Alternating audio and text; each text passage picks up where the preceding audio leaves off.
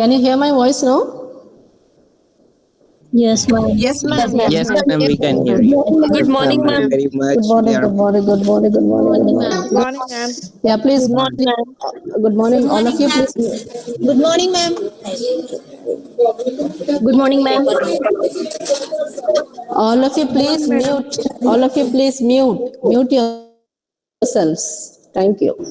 See, there is a lot of problem with these headphones. All of you, please mute yourself. Nobody should unmute while the class is going on because this is disturbing. Anyway, we shall continue now. Hope you can hear it very properly, right? Yes, ma'am. Yeah, yeah. Yes, ma'am. Yeah, it is disturbing for me, but still I'll continue my class. I see a lot of noise in my ears. So when you unmute yourself, there is a lot of disturbance for me. Nobody should unmute while the class is going on, okay? Yeah. Check this I know. Yeah, in our yesterday's session, we were discussing the theories of language in terms of 4 theories specifically, in terms of the origin of language. And today we shall continue with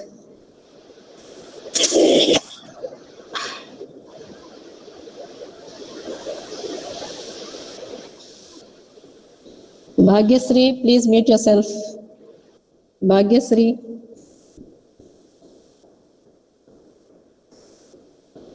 Yeah.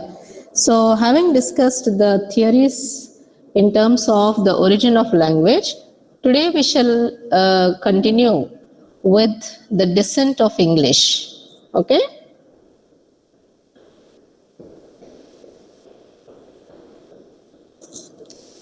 Yeah. So when we see how language came in, or when you see unable to join the session, 100 members could manage to join. I don't know what is the problem. Okay? Only my list also shows only 100 members are allowed to join. Okay? If there is any yeah. Sorry to interrupt, ma'am. Yesterday, one of the lecturers helped us to resolve this issue. Sharada ma'am called up some department, and later then everybody were able to join, ma'am. That office should do. Now I can't do now because already we lost lot of time in terms of the earlier classes. Okay, so if they can call the supporting staff who can do all those things, they will do. We shall continue with the class now. Okay, yeah, you can tell them that. So when it is when we consider the descent of English language, the first point to be considered is the diversity of tongues. So what is this diversity of tongues? Swapna, you need to mute yourself.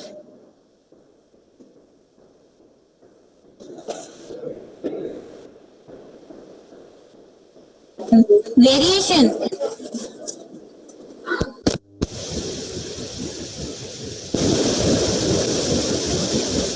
Variation in terms of religion, variation in terms of animals, regions, and languages.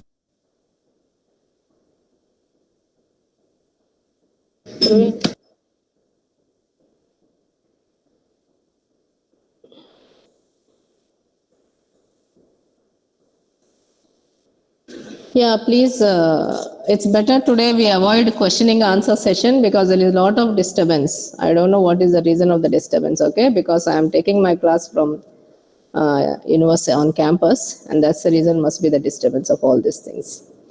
Yeah, so the diversity of tongues according to the book of Genesis, again, book of Genesis happened to be, yeah, I understand, Rohina. You said variations of language. Yeah, we shall continue. So, according to the book of Genesis, book of Genesis is the first chapter of the Bible, which talks about how these tongues were confused and how so many languages came into existence. Okay, so one particular assumption of so many languages is the Tower of Babel. Okay, the people who read Bible of the first chapter, especially the book of Genesis, will know the importance of the Tower of Babel. okay, where people were trying to construct a tower to reach God, to show that they are, to show their own supremacy, to show the human supremacy, okay. And then we see how this was confused in the form of tongues.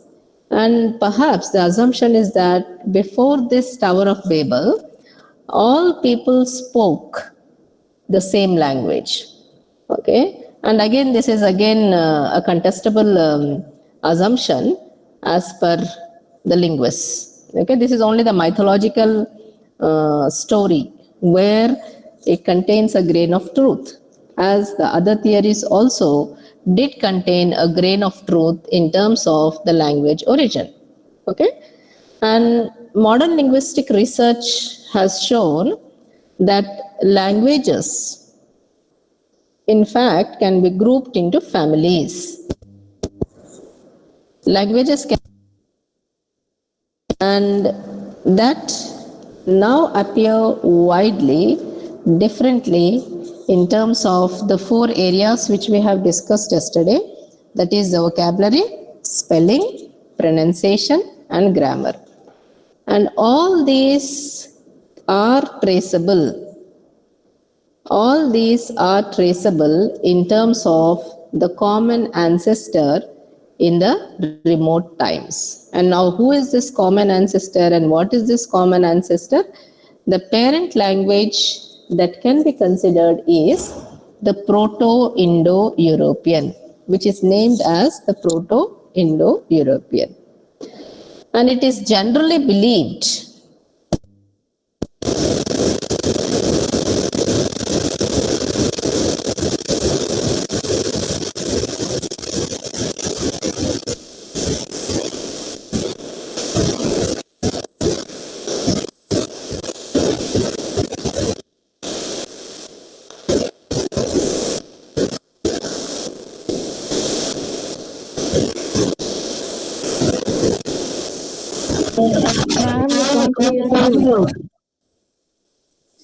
We couldn't hear properly, ma'am. now. Now, No, ma'am. Very slowly. Very less voice came, ma'am. Low voice.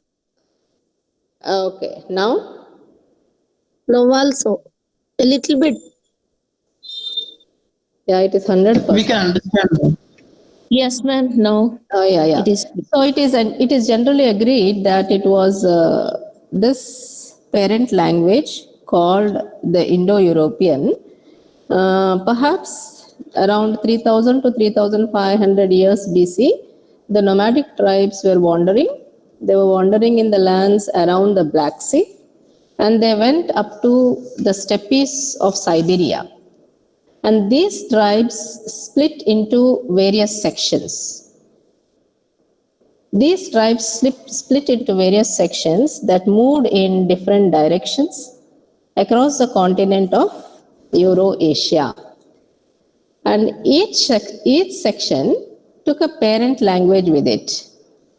And after being isolated from other, in the course of years, we see several different dialects of the one original language arose.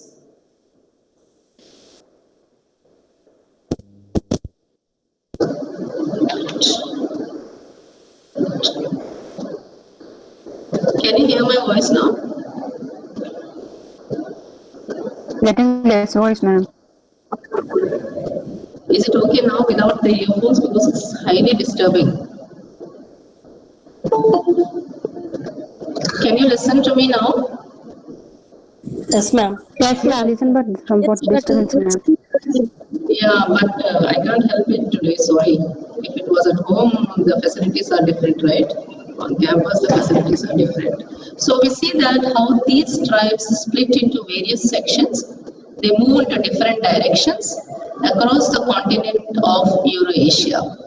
So when each section took a parent language with it, they were trying to be isolated from each other. And in the course of time, we see several different dialects of one original language came into existence. And as a result of this, we see that around 2000 BC or a little later, that one original Indo-European language had split up into 8 distinct language groups. Okay, I repeat, one Proto-Indo-European language had split up into 8 distinct language groups or dialects. So in course of time, each of these 8 distinct groups also got subdivided, and this process repeated down the ages, but modified to an extent that we have multiplicity of languages now. So if you open an instruction material, you will have the language family. Okay, you have an entire chart which I have seen yesterday while I was just glossing through the instruction material. Okay, so you have the entire diagram on your instruction material, of which Indo-European we have no direct first-hand knowledge, and its vocabulary is probably limited.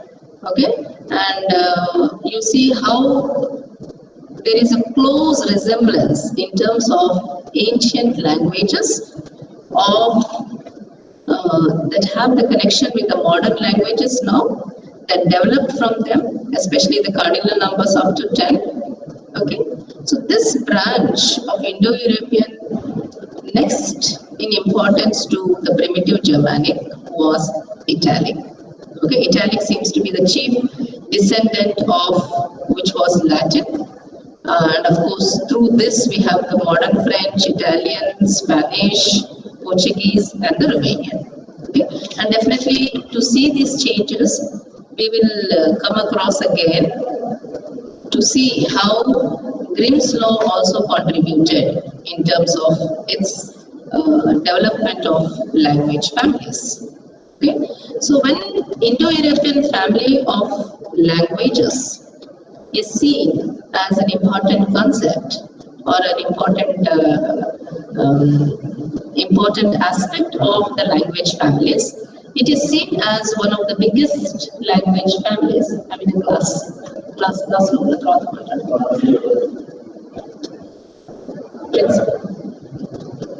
So, Indo-European family of languages is one of the biggest language families, and it includes languages spoken all over Europe.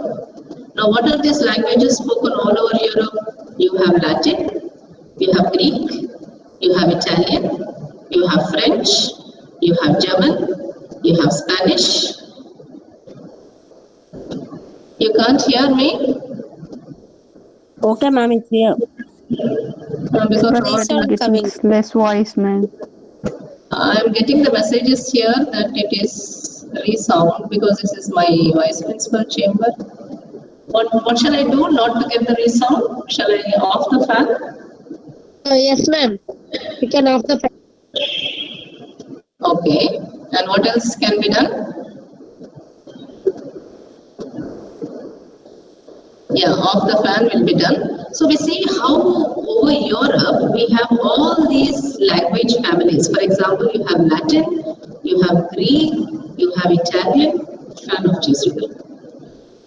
Okay, French, German, if possible, open the doors. There is only one door here and it's opened. Okay, so in terms of Indo-European family of language,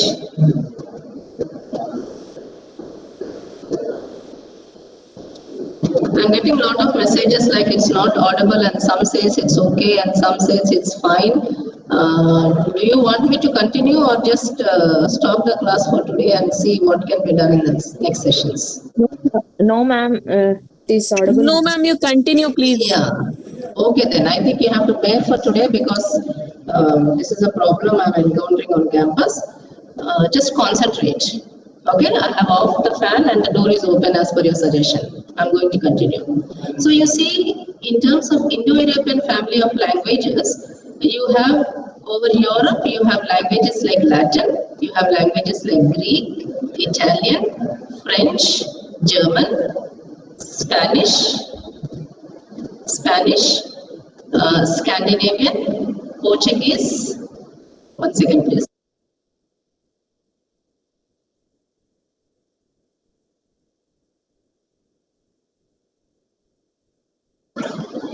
Okay, so over Europe you have Latin, you have Greek, you have Italian, you have French, German, Spanish, Scandinavian, Portuguese, and of course English, etc.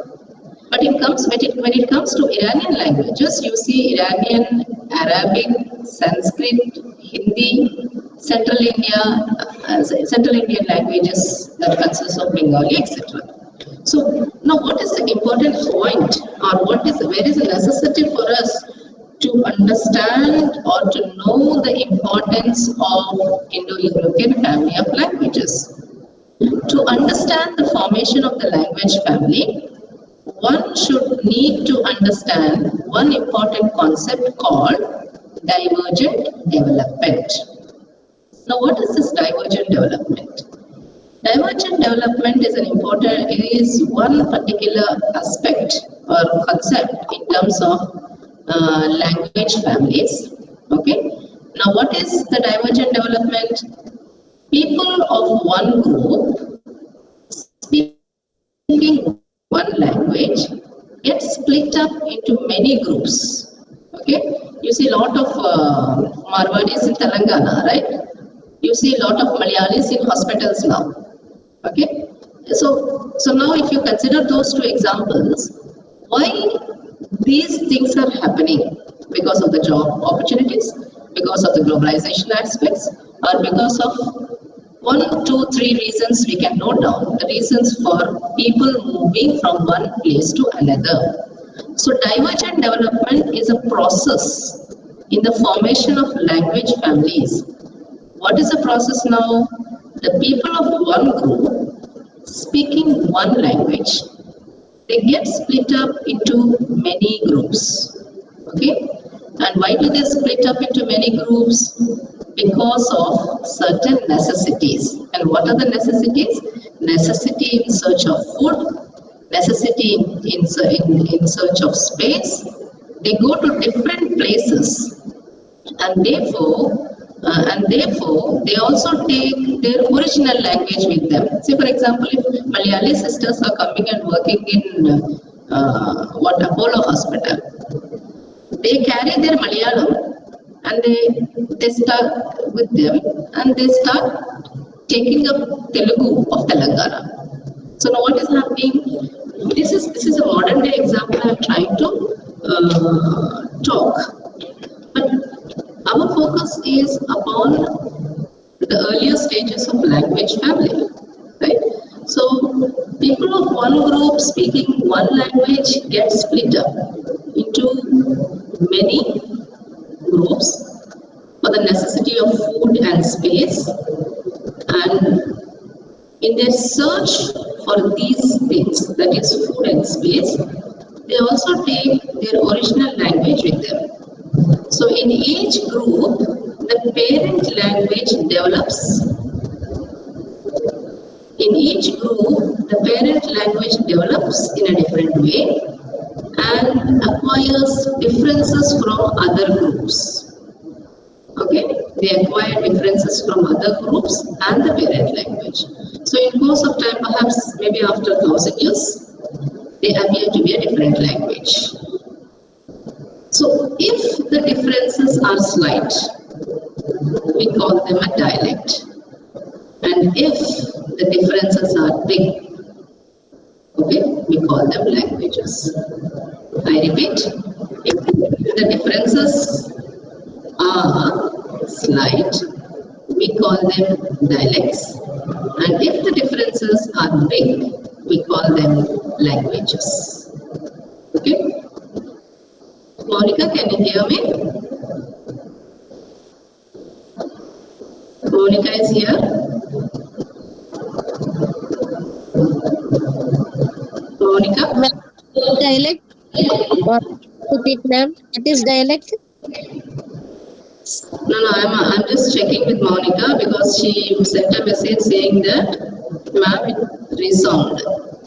And Kavita sent a message saying that voice is not audible. Can you hear Monica and Kavita? Can you hear me now? Is my voice clear for you? Monica and Kavita, please respond.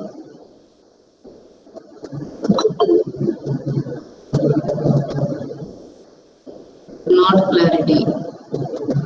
Divya Rani sent a message saying no clarity.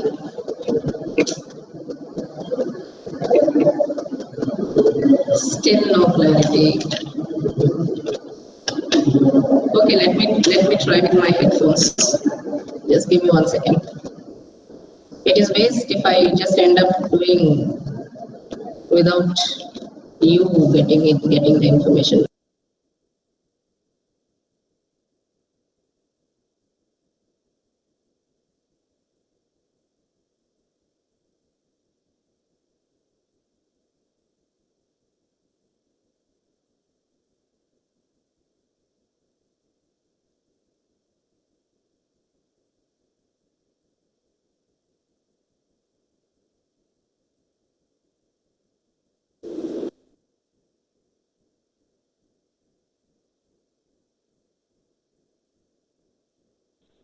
Madam, you turned off your speaker, madam. Yeah, I'm connecting the headphones. Okay, now it should be okay for all of you, right? Yes, ma'am. Yes, ma'am.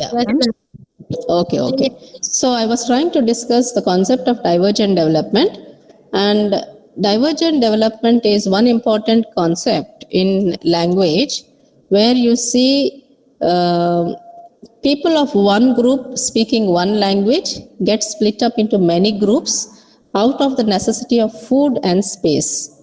And therefore, when they go out of this necessity, they try to carry their original language with them.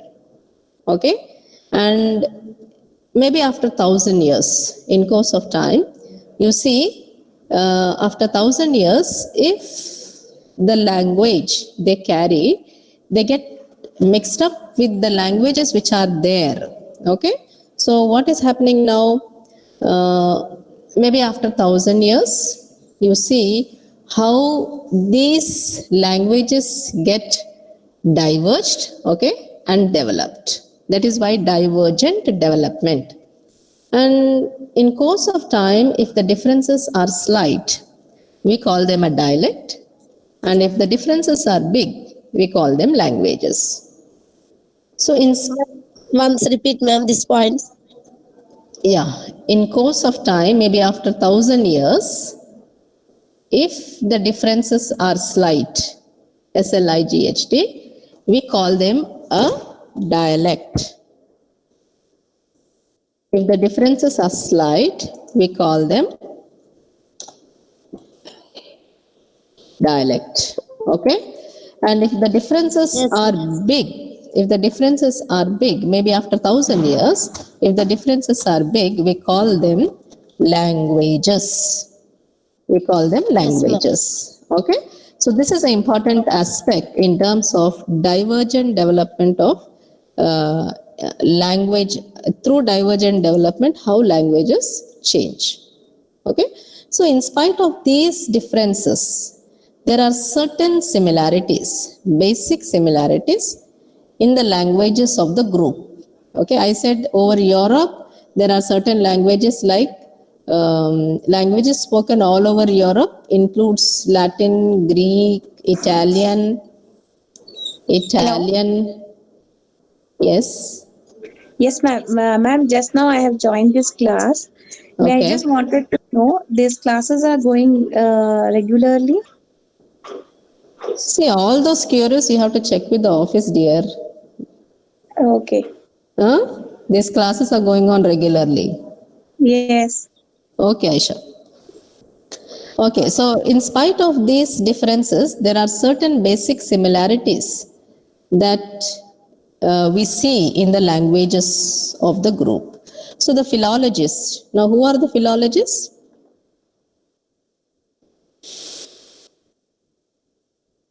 Who are the philologists?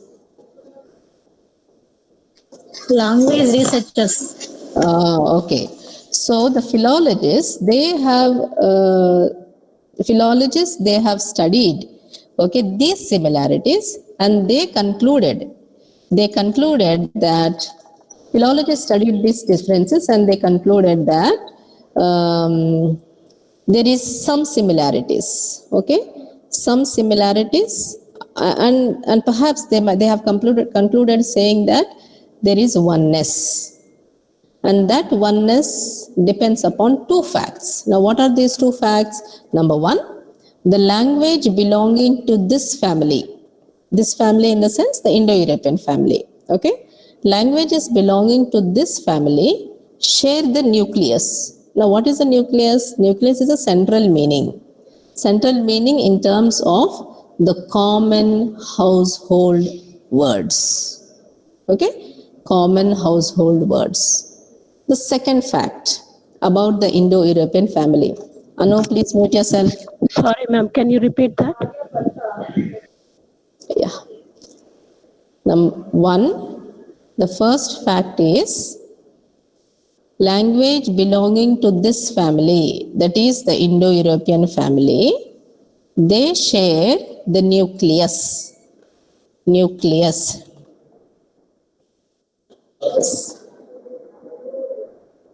Now, what is this nucleus? The common household words. What are the common household words? We will discuss this aspect in detail when we discuss Grimm's law. Okay? The second basic fact that can be considered in terms of oneness is perhaps it is possible to divide the words of languages belonging to this particular family into different parts of speech. Okay, so this is a fact that can be considered in terms of Indo-European family of language. So the languages having these two qualities, if the languages have certain cognates, and the second one is if the languages can be divided into different parts of speech, the words of those languages, if they are divided into different parts of speech, we can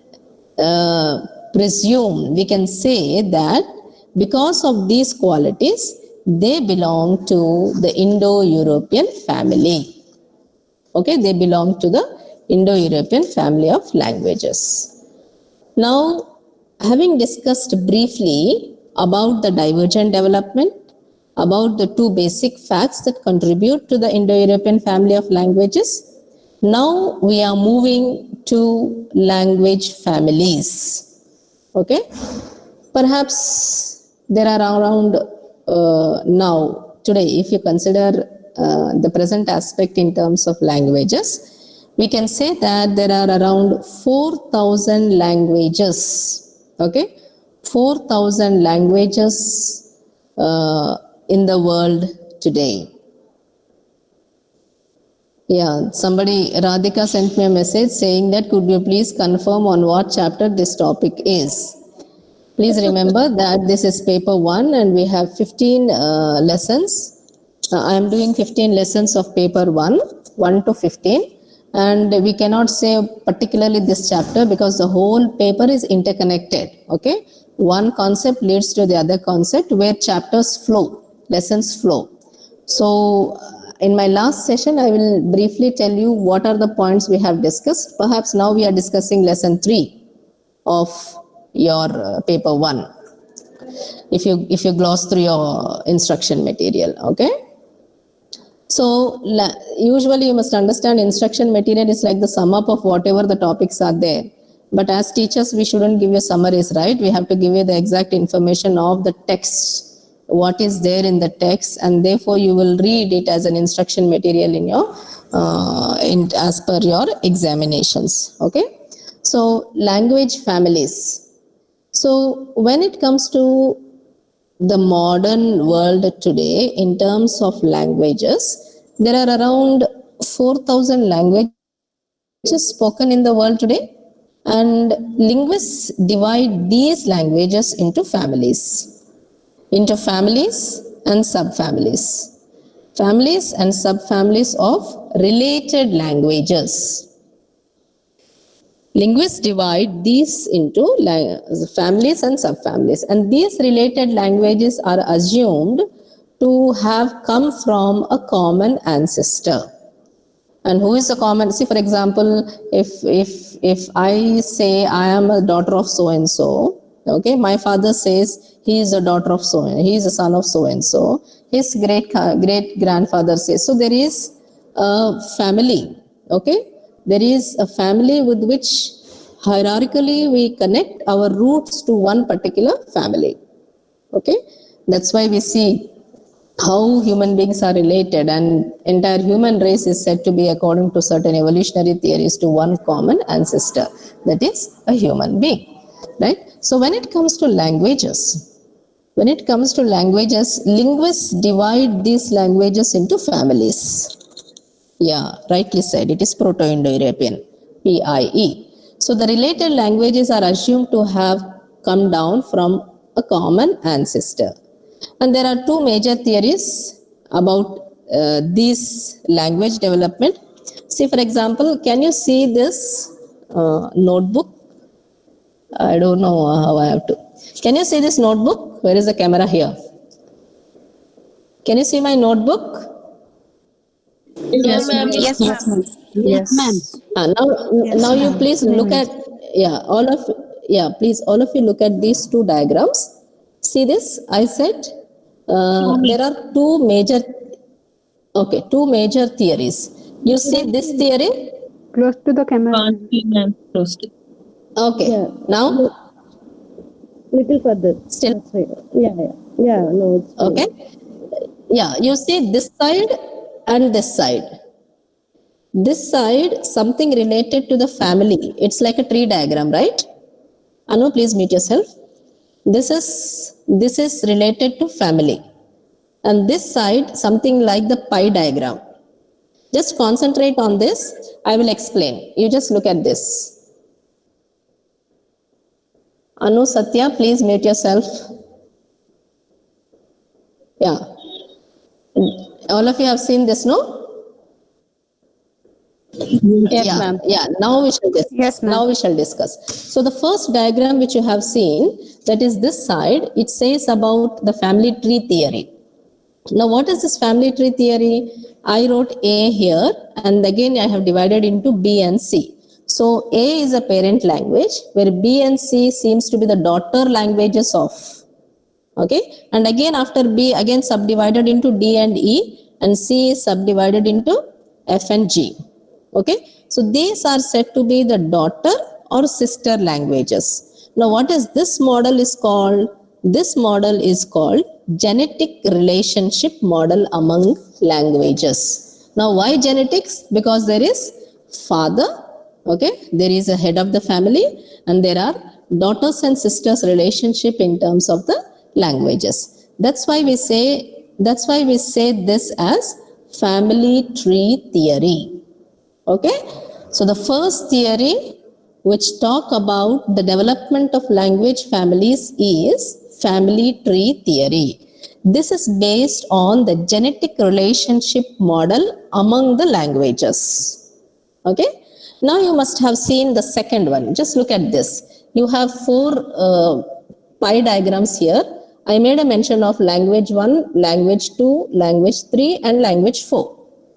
Right? And if you could carefully observe, there is one point of intersection here. Okay, all those who are from science background, yeah, please mute. Ma'am, please keep in This one, the second one. Okay. Thank you. Yeah. Okay. You see the four language families, language 1, language 2, language 3 and language 4. And all four language families have one point of intersection. Okay. And this is called, it tells about the language development through history. Okay. And this theory is called wave theory. Okay. I repeat, the first theory is the family tree theory, which focuses on the genetic relationship model among the languages. The second theory is called the wave theory that tells about the language development through history. Okay? And the first one, that is the genetic relationship model, that type of development is also called divergent development. Just now I said what is divergent development, right? That is also called divergent development or branching. Why branching? Because I said it is a tree diagram, and perhaps in your unit 3 of your paper 1 definitely has noun phrase and verb phrase, where you will, I think, teacher concerned in that particular unit will discuss the details of the tree diagrams, okay, of the verb phrase or the noun phrase. So this type of development is called divergent development or branching in terms of genetic relationship model among the languages. And the process may recur. Why it may recur? Because each branch, which is originally a dialect, develops into a full-fledged language.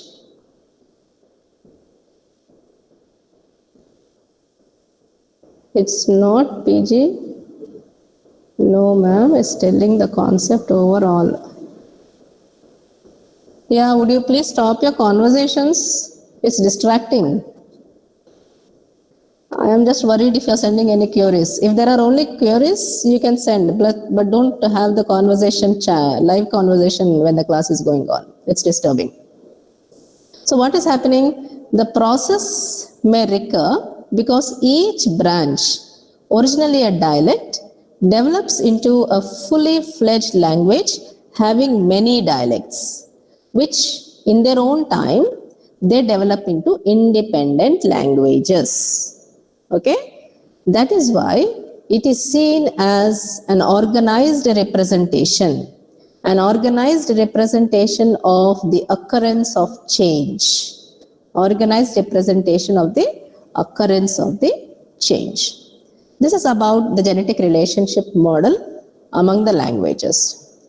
When we consider the wave theory as another important model in terms of language development, we see wave theory. Yeah, somebody send page number, please. I am not summarizing whatever is there in your instruction material. I am discussing the concepts in detail to make you understand. You have to go through the instruction material and understand it. Okay, all this will help you. Okay, so wave theory assumes that languages spread from a central source like waves. Okay, and this theory suggests a high degree of overlapping across languages, and this overlapping across languages spring from one central source. And wave theory also says that it provides a description of their spread. Wave theory provides a description of their spread. But we can say that these theories of language families, both the theories, whether it is family tree theory or the wave theory, both these theories of language families are useful in establishing the links among the languages. Okay, perhaps we can take why I said links among the languages, because if we consider the modern German or the modern English now, definitely we have to go back to 5th century Germanic languages as its parent language. Okay, so Germanic language of the 5th century is seen as the parent of the modern English or the modern German. That's why both these theories of language families are useful in establishing the links among the languages. However, both the modern German and modern English are different. Why they are different? Because perhaps, see, German and English are not same, right? They are entirely different. God, it's disturbing my... Yeah, it's disturbing to my ears, but it is clear for you, hope. Hope so. Yes? Yes, ma'am. It's clear, very clear. Yeah, okay. There is a lot of disturbance in my ears. I don't know how my head will be after this class. Anyway, if it helps you, let me have that pain. So both modern German and modern English are different from each other now. Why? Because definitely they are different languages. But we have to understand the fact that perhaps in 5th century BC, both these languages, that is the German and English, they sprang from remote forms which shared many salient linguistic characteristics. For example, when it comes to the first, when I showed you on the cam, this genetic relationship model, I showed you A, B and C. And again B divided into D and E and C divided into F and G. So these two gives us an understanding of language as sister languages. Okay, the first seen as daughter languages, then it has seen as sister languages. So German and English are considered as sister languages. Okay. Now we are moving to, so I gave you a brief understanding of how languages emerged. I gave you what would be the differences, what the languages are called as. Okay, if there are slight differences, they are called as dialects. If there are major differences, they are called as languages. And I gave you an understanding on the concept of divergent development, which contributed for the languages. Okay, and I also gave you an example of two important theories which contributed in terms of the modern languages which we are in, which we are trying to study today. Okay, that is the genetic relationship model language, that is called family tree theory, and about the historical development of language, where we have the wave theory as an example. Okay, now we are moving to another important concept called Romance languages. Please make a note. It is Romance languages. Romance. Okay, Romance languages. Romance. It's not romance. Okay, there is different pronunciation in. So because it's a language paper, it is not a romantic period. Okay, nor it is a love movie which talks about. It is something related to language. So it is called Romance languages. Now, what does this mean? This is another important concept. Okay, a number of languages have originated from Latin. Okay, Latin is a source now. From this Latin is now the language of the ancient Rome. Okay, Latin is a language of ancient Rome. And because these languages are from ancient Rome, they are called as Romance languages. Okay, and for example, now we see, now if you look at this, now please look at the camera. I'll put this very close to you. You see here, there is Latin here. Is it visible? Dear participants? Yes, ma'am. It's visible, ma'am. Yeah, you see here, it is Latin here, and you see the languages here. I drew a tree diagram here. The first language is French. The second one is Italian. The third one is Spanish. The fourth one is Portuguese. And the fifth one is Romanian. So now what is happening? All these languages have the common ancestor of Latin. Okay. Now Latin is a language of the Rome. Therefore, Can you repeat again, ma'am? Languages? okay. Please look at the chat box. It is French, Italian, Spanish, Portuguese, Romanian. Okay, so all these languages have their origin is from Latin. Okay, origin from Latin. So these Roman languages are not derived from the classical Latin of Cicero or Virgil. Okay, these are the classical Roman writers. But these languages were driven, or these languages were drawn from the spoken languages. See, spoken language. Spoken language of the masses, known as vulgar Latin, okay, or common Latin.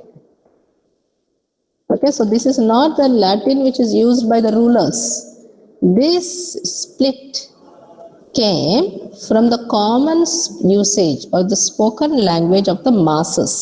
Okay, that's why we see them that it is originated from common Latin.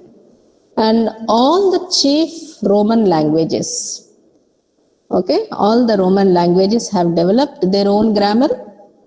Okay, they developed their own syntax, but there are evidences to establish their common ancestry.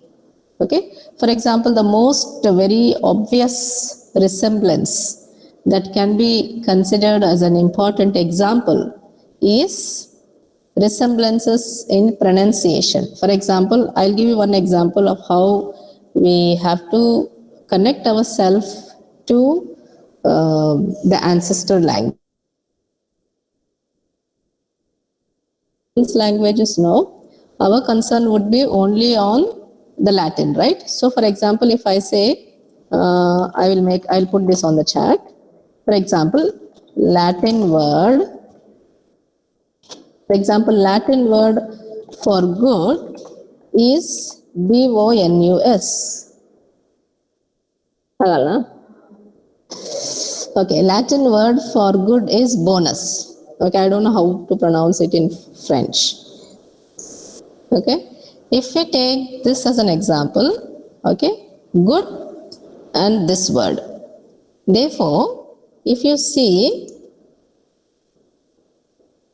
in Romans languages, you see the similarity. I am giving you this word only to show you the similarity. Similarity of the present day good and the ancient Latin. Okay, and you see how this word has certain similarities in terms of pronunciation. I'm sorry, I have to recheck the pronunciation of this particular word, because I don't know French, I don't know Spanish, I don't know Portuguese, I don't know Romanian. But I will see the similarity in terms of its pronunciation of the word. See, for example, you see this is Italian. I will write it. I will put it on the chat box simultaneously while having a cup of tea. You can make a note. So Italian. Yeah. Uma, please mute yourself. Uma. Italian. See, I'm sending you this in terms of one language. How is the pronunciation? Okay, is similar in terms of this particular word. You can make a note of it.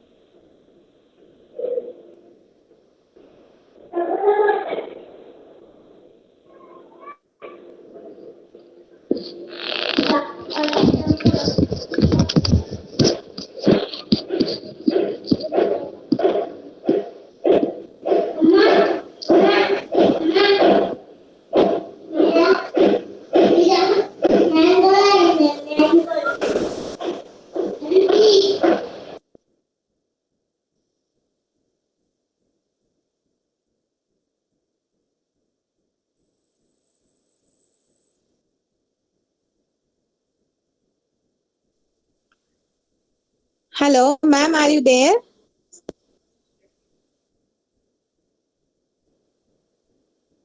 I am here having a cup of tea and chat and writing the words for you. You can make a note. Uma, please mute yourself.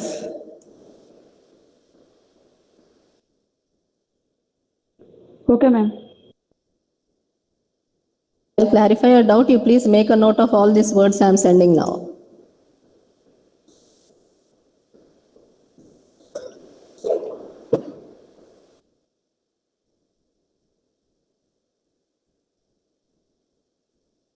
Prasad, please off your camera.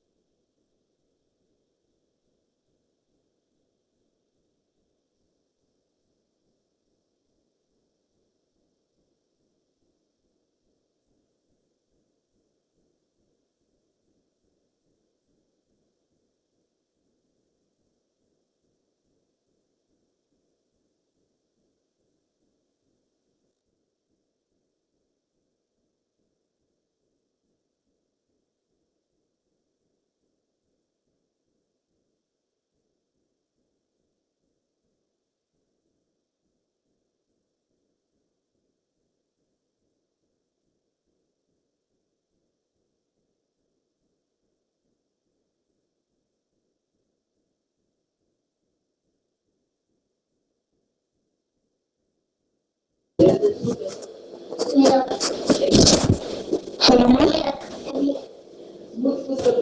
Are you there, ma'am? Why are you worried so much? I am there. Uma, please off. Mute yourself, Uma. Okay, ma'am.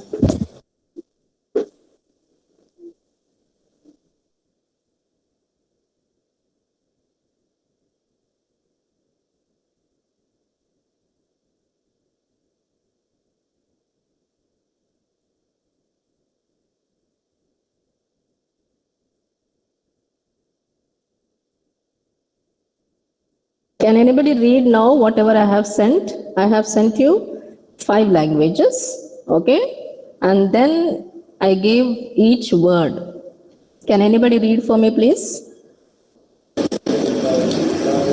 In Latin, good is pronounced as bonus. In Italian, it is buono. In Spanish, it is bueno. In French, it is bon. Portuguese, bon. And in Romanian, it is bun.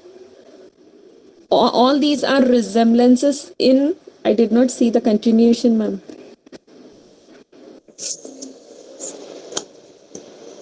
Semblances of what? I did not see what you have written, ma'am. Yeah, and Of pronunciation.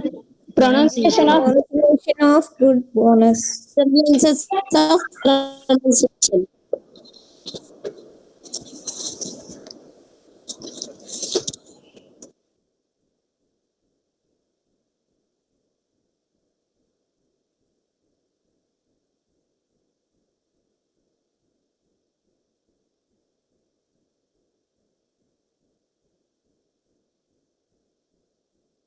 yeah, very good. So you see the word good. Okay? The word good of English, you go back to how these has certain resemblance in terms of the Romance languages. Okay? Romance languages like Italian, French, Spanish, Portuguese, Romanian. Okay, so these similarities, these obvious similarities or obvious resemblance in the pronunciation of the word gives us an understanding that how the one particular word, that's why I said in terms of 2 facts when I was trying to mention, the first fact which I said was what? The fact of cognates, and the second fact which I mentioned is, what was the second one? Cognates and the common ancestry, right, of certain words, which makes us to think about how there is resemblances in terms of certain languages. Okay. Now, Indo-European family of languages is a name given to the parent language. Indo-European family of languages is a name given to the parent language, which nearly all European languages plus Persian languages plus Indian languages are said to be have descended from the Proto-Indo-European language. Okay, so Indo-European family of languages is a reconstructed family, which means already that family is there, but it is reconstructed family, and we do not have samples of the original Indo-European. And based on the similarities of the original Indo-European, or based on the similarities of the proto-forms observed in terms of the daughter languages, philologists have worked backwards. Okay, they have worked backwards, and they came up with one research output that there is a common ancestor named as Indo-European. Okay, this common ancestor which is named as Indo-European language, and this is recommended as your friend just now made it on the chat box about PIE. PIE is Proto-Indo-European. Okay, so the reconstructed language that worked backwards by the philologists in order to understand the common ancestry is PIE, that is Proto-Indo-European.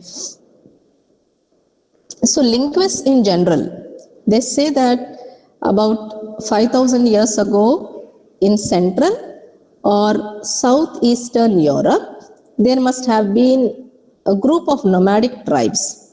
And these group of nomadic tribes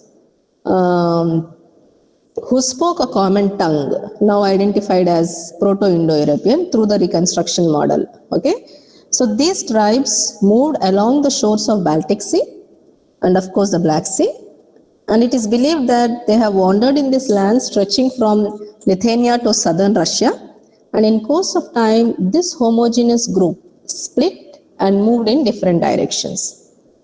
And the exact reason of the split is not known, and some of the inferences drawn from this split, or inferences drawn because of this, as I said in my as I have started my class. Okay, it is in search of food, in search of rivalry, that is extension of barriers, or sometimes to start barriers within the community, are some of the probable reasons that can be drawn as the split of the group. Okay, as the split of the group. So the breaking up of the Indo-European might have taken place around 2000 BC. And in the early years of the split, each group retained the speech habits of the parent language. Okay, and with the passage of time, each group lost contact with the other groups. Okay, and added new words. And these new words necessarily underwent some changing circumstances. And this led to the gradual development of 8 distinctive language groups. Now, Proto-Indo-European. Now, you please look at this. I'm putting closer to the camera. Just see here, Proto-Indo-European. Okay, at the Proto-Indo-European. Your camera is off, ma'am. Oh, yeah. Sorry. Yeah. See here. You see here, this is Proto-Indo-European, and you see the 4 language families here. This side 4 and this side 4. This side 4 language families. This side 4 language families are Western group of language families. Okay, Proto-Germanic, Celtic. Could you please Italic, nearby camera? Okay,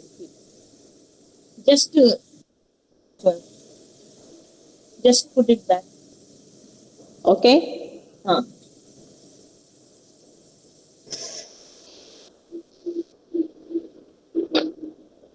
Unable to see, ma'am. Now. Move your left side, ma'am. That book. Just close to the camera, ma'am. Just close to the camera. Yes, ma'am. Yes. Eat, ma'am. It's better. Okay. You should pronounce, ma'am. We can write. Okay, dear. So we have, my goodness, all of your fathers, mothers, all of your grown-up people, and it is our PG students are far better than you. They are very disciplined. I thought all of you are very disciplined. Very big people. Okay, because we have very little time, we have to concentrate on the classes. Okay, don't be distracted. So we have Proto-Indo-European as a common ancestral language family, and as you have seen the two branches, this side you have Western group of languages. Please make a note if you want, Western group of languages and Eastern group of languages. In the Western group of languages, the four languages that we come across are Proto-Germanic, Celtic, Italic, Hellenic. I repeat, Proto-Germanic, Celtic, Italic, Hellenic are the Western group, comes under the Western group. And in the Eastern group, Anu, please mute yourself. Please mute, Anu. Anu, please mute. Yeah. So in the Eastern group, you have Indo-Iranian, you have Armenian, you have Albanian, you have Balto-Slavic. It's better if I put it here. In the Western branch, WB is the Western branch. You have Proto-Germanic, okay, you have Celtic. I'll try for PPTs in my next class so that I will save my time of in terms of Italic, then Hellenic. These are the four language families we see in terms of the Western branch. Is that clear? Now coming to the Eastern branch. Eastern branch, you have, or you can say Eastern group of languages like Indo-Iranian, Armenian, Albanian,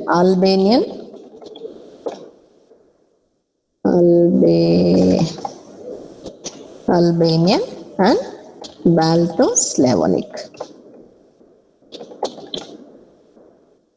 I forgot of the time.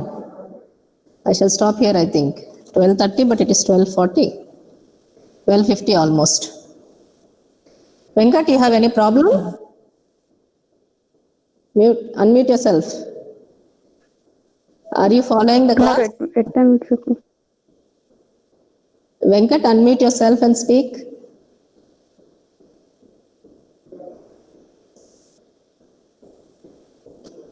I can't hear. You have mute there.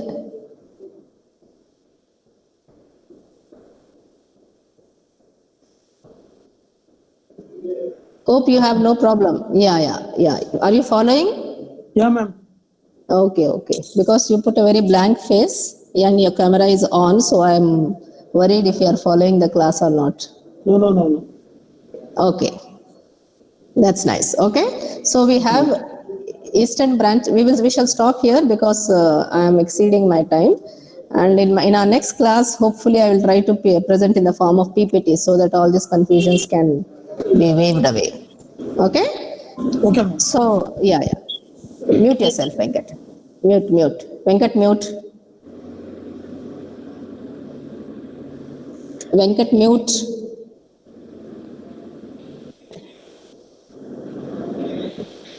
Mute, please.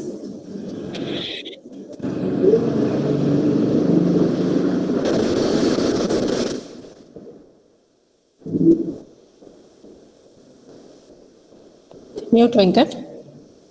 I have to the concluding remarks. Because with these headphones, it's really Significant problem, ma'am. no, it's not muted. Just mute it. No, ma'am. No, not yet. It's a problem. Just touch on that.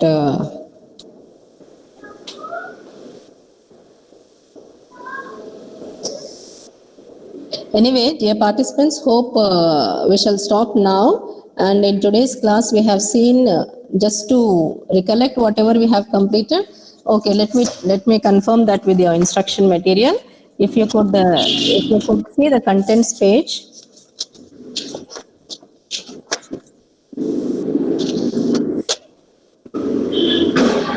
So we have seen lesson 1, origin of language is completed.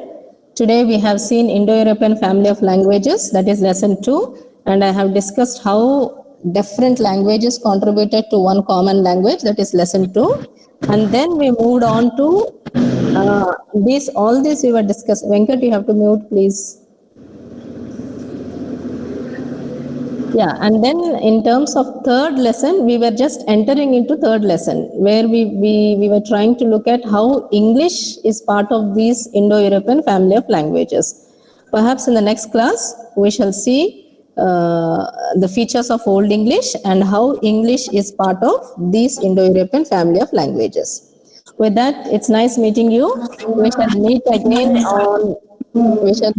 again on Friday 3:40. Yeah, 3:40 class. Friday 3:40 is my next session. Okay, see you. Thank you, ma'am. Thank you, ma'am. Thank you, ma'am. Okay, bye. Thank you, Thank you, ma'am. ma'am. Bye. Thank you. Nice. Thank you.